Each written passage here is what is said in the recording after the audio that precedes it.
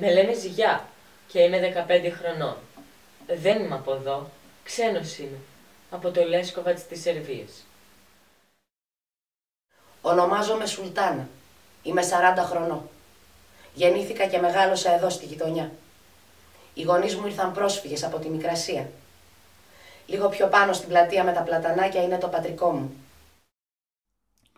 Ο Θεόφιλος Ζαχαριάδης γεννήθηκε το 1880 στα βορεινά της Ανατολικής Ρωμυλίας. Ο πατέρας μου πήγε σε ελληνικό σχολείο, μόνο δημοτικό είχε στα βορεινά της Βουλγαρίας. Το βράδυ που καιγόταν η Θεσσαλονίκη, ήρθαν στη Θεσσαλονίκη και βρήκε αυτό, ερείπιο ήταν αυτό το σπίτι, αλλά εκείνη την ώρα πού να βρει να μπει.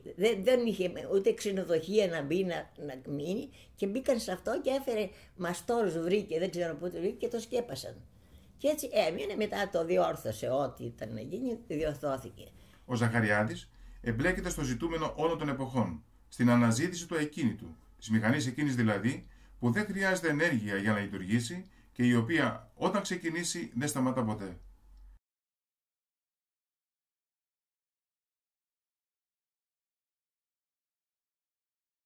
Όταν είχαμε κτίριο ήταν η χειρότερη μέρα, ήταν πολύ ζέστα.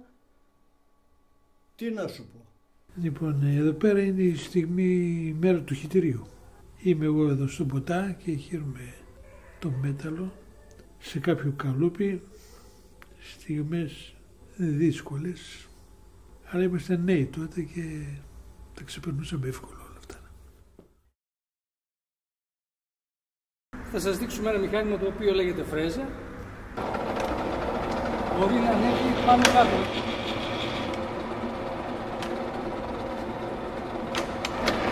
Πάνω, αριστερά και δεξιά. Και μέσα έξω. Το τραπέζι μας πάει μέσα και έξω.